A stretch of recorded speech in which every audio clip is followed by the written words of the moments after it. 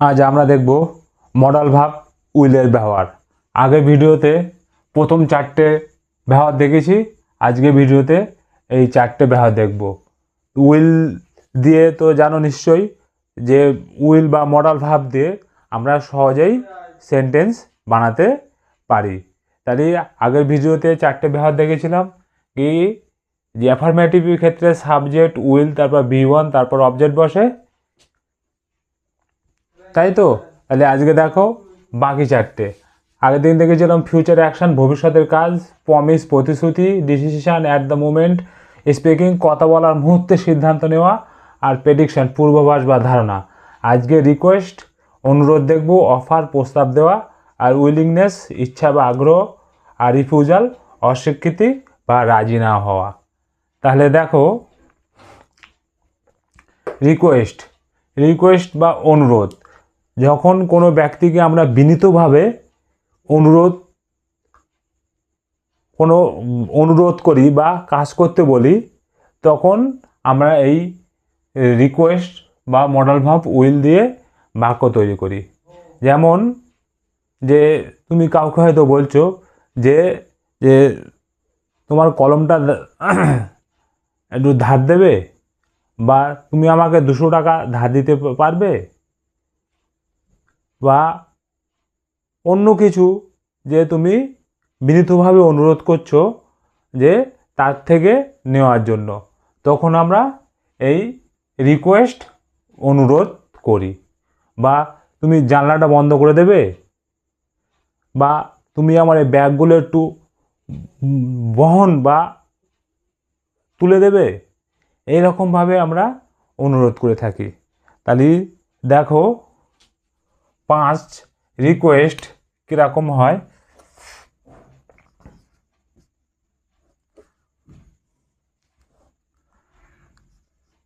Will you help me, will you help me, তুমি আমাকে সাহায্য করবে। অনুরোধ করছো যে উইল ইউ হেল্প মি, তুমি আমাকে সাহায্য করবে। তাহলে এর স্ট্রাকচার কী হবে? প্রথমে উইল বসবে, তারপর সাবজেক্ট, তারপর V1, তারপর অবজেক্ট, শেষে কোশ্চেন চিহ্ন। তাহলে দেখো অক্সিলারি ভার্ব, মডাল অক্সিলারি, তারপর সাবজেক্ট, তারপর হচ্ছে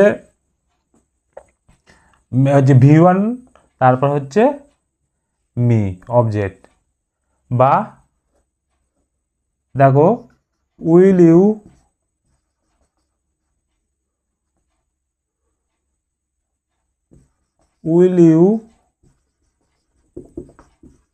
give me a glass of water, তুমি কি আমাকে 1 গ্লাস জল দেবে। এই উইল অক্সিলারি, ইউ হচ্ছে সাবজেক্ট, গিভ হচ্ছে মেন ভার্ব, আর এটা হচ্ছে অবজেক্ট। আর এই গ্লাস অফ ওয়াটার, এখান থেকে এতটা সেন্টেন্স দেখা যাচ্ছে, এটা একটা গ্লাসে জল ভর্তি, 1 গ্লাস জল, এই গ্লাস অফ ওয়াটার, তুমি কি আমাকে 1 গ্লাস জল দেবে। যে এখান থেকে এদের এতটা বড় বাক্য দেখে ভয় পাওয়ার কিছু নেই, যে এটা 1 গ্লাস জল কথা বলছে। তো will you please be quiet, তুমি কি দয়া করে বা অনুগ্রহ করে শান্ত থাকবে। Will you please be quiet, তুমি অনুগ্রহ করে শান্ত থাকবে। বা দেখো will you auxiliary subject verb send me, will you send me কি দেব এখানে, the message, the money, the document, যা কিছু করতে পারো। যে তুমি কি সেন্ড পাঠাবে, এখানে লিখছি দা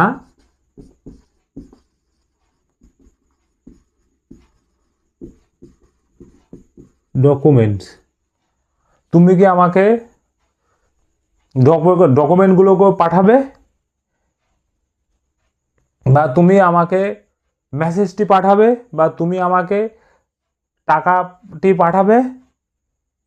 এই রকমভাবে আমরা অনুরোধ করি, will you send me the document বা মানি বা অন্য কিছু মেসেজ বা যে কিছু, বা will you send me the courier, যাহা কিছু তুমি এখানে বসাতে পারো। তাই দেখলে আমরা 5 দেখলাম রিকোয়েস্ট, আর হচ্ছে অফার বা প্রস্তাব।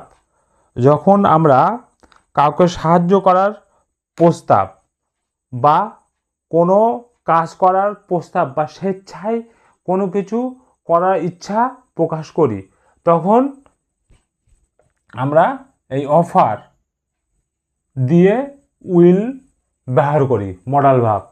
তাহলে দেখো 6,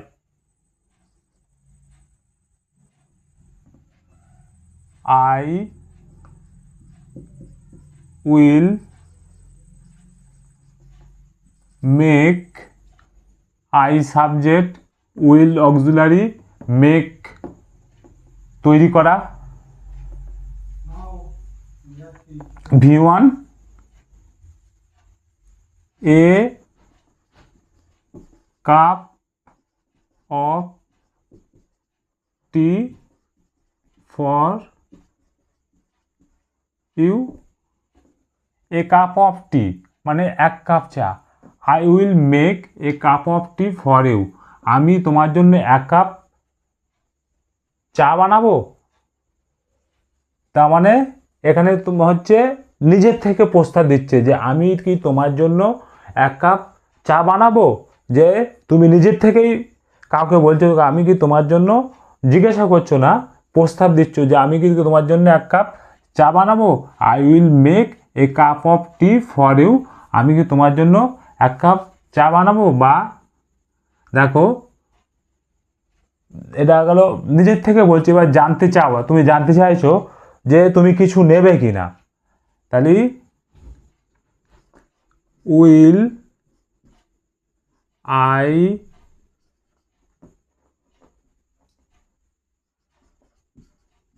gate you some water, will I get you some water, আমি কি তোমার জন্য কিছু জল আনবো। এটা তুমি জানতে চাইছো যে তোমার জন্য আমি কিছু নিয়ে আসবো কিনা। তাহলে বুঝতে পারছো যে এটা গেল ইন্টারোগেটিভ সেন্টেন্স। উইল, তারপর সাবজেক্ট, তারপর V1 গেট আনা, তারপর অবজেক্ট, তারপর সাম ওয়াটার। বুঝতে পারছো। তাহলে আবার দেখো উদাহরণ, দেখো যে I will clean the room for you, I will clean the room for you, যে আমি তোমার জন্য ঘরটি পরিষ্কার করে দেবো, আমি তোমার জন্য ঘরটি পরিষ্কার করে দেবো। যে তুমি স্বইচ্ছায় প্রস্তাব দিচ্ছ যে কোনো কাজ করার জন্য, যে আমি ঘরটি পরিষ্কার করব কিনা। বা I will drive you to the station, I will drive you I will drive you to the station, আমি কি তোমাকে স্টেশনে ছেড়ে দেবো বা পৌঁছে দেব, আমি কি তোমাকে স্টেশনে পৌঁছে দেবো, তুমি তাকে প্রস্তাব দিচ্ছ। আর এটা হচ্ছে তুমি জানতে চাইছিলে যে আমি যে তুমি কিছু নেবে কিনা। তাহলে বুঝতে পারলে যে অফার আমরা কিভাবে করি, এই অফার, রিকোয়েস্ট, হ্যাঁ প্রস্তাব আমরা কীরকমভাবে দিই, যে যে তোমার জন্য আমি এইটা করে দেবো কিনা, এইটা তুমি নেবে কিনা, এইরকমভাবে আমরা অফার করে থাকি। ফার্স্ট হচ্ছে উইলিংনেস বা ইচ্ছা, আগ্রহ বা প্রস্তুতি। যখন কেউ বা কোনো ব্যক্তি নিজের ইচ্ছায় বা আনন্দের সঙ্গে কিছু করতে চায়, তখন আমরা উইলিংনেস বা মডাল ভার্ব উইল দিয়ে সেন্টেন্স তৈরি করি। 7 দেখো,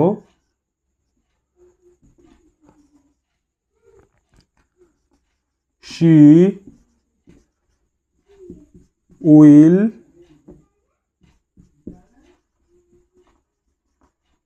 teach you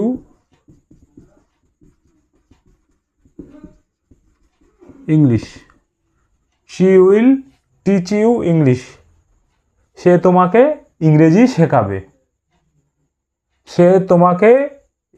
শেখাবে। যে এখানে কি বলছে, যে ইচ্ছা, আগ্রহ বা কি বলছে, কেউ আনন্দের সঙ্গে কিছু করতে চায়। দেখো এখানে কি স্ট্রাকচার কি হচ্ছে, সাবজেক্ট, তারপর উইল, তারপর টিচ, অ্যাফার্মেটিভ সেন্টেন্স, তারপর ইউ, তারপর ইংলিশ। এই সাবজেক্ট কাজ করছে, subject will V1 object, subject will V1 হচ্ছে অবজেক্ট, যে নিজের থেকে কোনো কিছু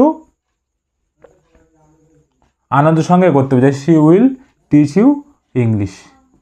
বা দেখো, we will support you in every situation. আমরা সব পরিস্থিতিতে তোমাকে সমর্থন করব বা সাহায্য করব। We will support you in every situation. আমরা সব পরিস্থিতিতে তোমাদেরকে সাহায্য করব।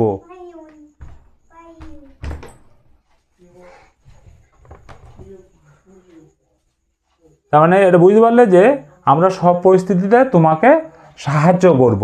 যে সে নিজের ইচ্ছা থেকেই বলছে, যে আনন্দের সঙ্গে, যে আমরা সব পরিস্থিতিতে তোমাকে সাহায্য করব। বা দেখো,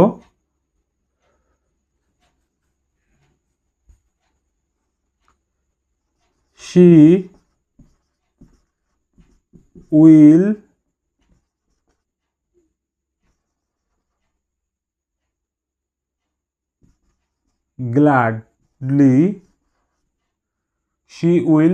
gladly answer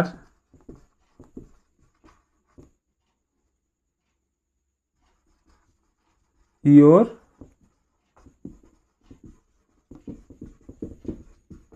question. She will gladly answer your question. সে আনন্দের সঙ্গে তোমার প্রশ্নগুলোর উত্তর দেবে। She will gladly answer, she subject, will auxiliary, gladly আনন্দের সঙ্গে, answer হচ্ছে V1 আর your question। সে আনন্দের সঙ্গে তোমার প্রশ্নগুলোর উত্তর দেবে। তাহলে তো দেখো, বা দেখো, I will help you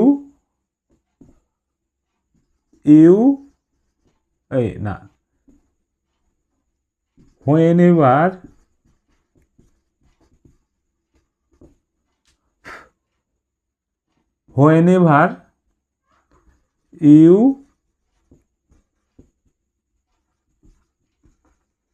need me. যখনই তোমার আমাকে প্রয়োজন হবে, I will help you, আমি তোমাকে সাহায্য করব। যখনই তোমার আমাকে প্রয়োজন হবে, I will help you, আমি তোমাকে সাহায্য করব। তাহলে উইলিংনেস ইচ্ছা বা আগ্রহ কীরকমভাবে বোঝাচ্ছে, তাহলে বুঝতে পারছো।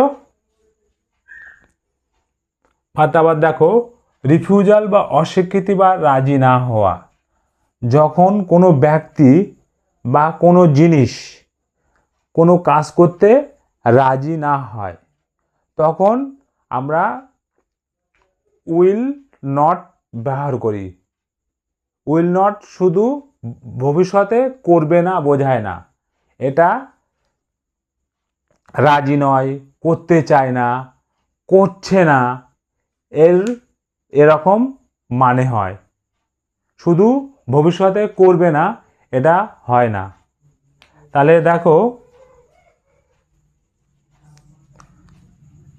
এটা 7, এটা রিফিউজাল অস্বীকৃতি 8।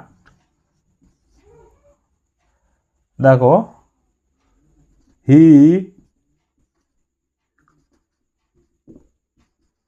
Will not listen to me. কি? He will not listen to me, সে আমার কথা শুনতে চায় না। বলেছে কি উইল নট শুধু ভবিষ্যতে করবে না এটা মানে হয় না, কেউ করতে রাজি নয় বা করছে না বা করতে চায় না, অনেক সময় এটা মানে আসে। তাহলে কি হয় দেখো, এই সাবজেক্ট, প্রথমে সাবজেক্ট বসছে, তারপর উইল প্লাস নট নেগেটিভ, তারপর V1, তারপর অবজেক্ট। বুঝতে পারছো, এই সাবজেক্ট বসেছে, তারপর উইল, তারপর ভার্ব, তারপর একটা প্রিপোজিশন, তারপর হচ্ছে অবজেক্ট। উইলকে আমরা শর্ট ফর্ম ওন্ট হিসেবে ব্যবহার করতে পারি। হি will not listen to me, বা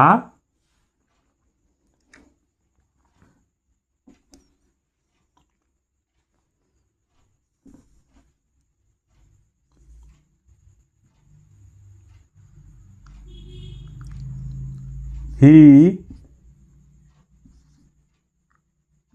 ওন্ট, শর্ট লিখলাম, উইল নটকে ওন করে দিলাম। হি ওন্ট অ্যাপোলজি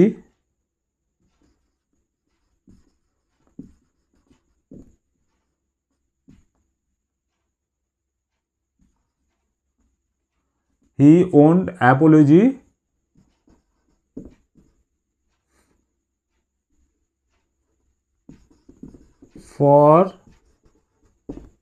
his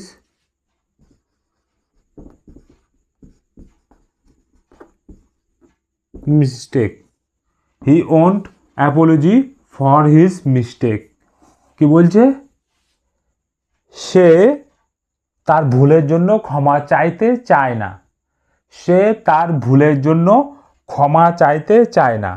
অ্যাপোলজি মানে হচ্ছে ক্ষমা চাওয়া।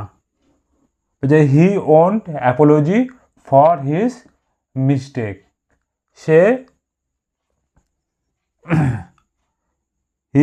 অ্যাপোলজি, সে তার ভুলের জন্য ক্ষমা চাইতে চায় না। বা তারপর দেখো, শি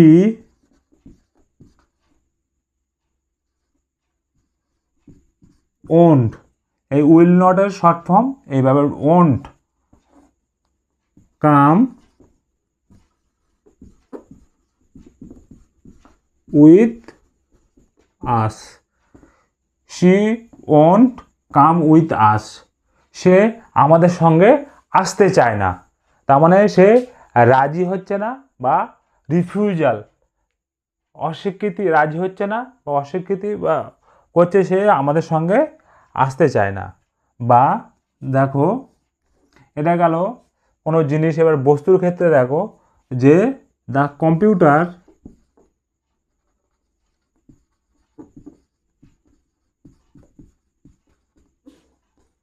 ওন্ট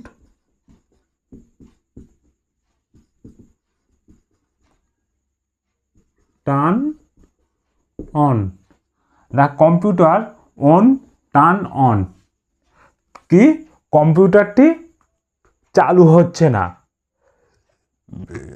এখানে কি বলেছি যে কোনো ব্যক্তি বা কোনো জিনিস কিছু করতে রাজি না হওয়া বা কাজটি করে না, তখনই আমরা এই রিফিউজাল বা অস্বীকৃতি বা রাজি না হওয়া আমরা ব্যবহার করি, বা উইল থেকে উইল নট। তার মানে কী বলছে, এখানে বলছিল সে আমার কথা শুনতে চায় না, এখানে দেখো বলছে the computer won't turn on, কম্পিউটারটি চালু হচ্ছে না, কোনো ব্যক্তি বা কোনো জিনিস।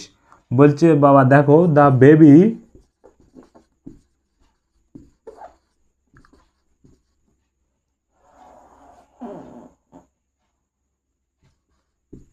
won't eat, the baby won't eat, শিশুটি খেতে চায় না, দ্য বেবি won't eat, শিশুটি খেতে চায় না। দেখে নিলাম দেখা যাচ্ছে কিনা। বা দেখো আরেকটা, the car won't, the car won't মানে will not start, the car won't start, গাড়িটি চালু হচ্ছে না। এটা হচ্ছে যে সে আমার কথা শুনতে চায় না, এটা হচ্ছে তার ভুল স্বীকার করতে চায় না, এটা সে আমার সঙ্গে আসতে চায় না, এটা হচ্ছে চালু হচ্ছে না। এই আর এটা দেখো গাড়িটি the car won't start, গাড়িটি হচ্ছে ঠিক হচ্ছে না বা স্টার্ট নিচ্ছে না। তাহলে বুঝতে পারলে যে উইল আমরা মডাল ভাব দিয়ে আমরা কীরকমভাবে সেন্টেন্স তৈরি করি, যে মডাল ভাব আমরা দিয়ে আমরা সহজেই টেন্সের থেকে যে মডাল অক্সিলারি দিয়ে সহজেই আমরা বাক্য তৈরি করতে পারি। আমার চ্যানেলের নাম বিনা দেপা ইংলিশ। যদি ভিডিওটা ভালো লাগে তাহলে অবশ্যই লাইক করো আর চ্যানেলটিকে সাবস্ক্রাইব করো। তো পরের ভিডিওতে দেখব আমরা মোটামুটি যে অক্সিলারি ভাবের যে সিরিজ, যে মেনগুলো অক্সিলারি, সেগুলো মোটামুটি সব দেখে নিয়েছি। এর পরের ভিডিওতে আমরা দেখব শ্যাল, তারপরে আমরা অন্য লেসনে যাব।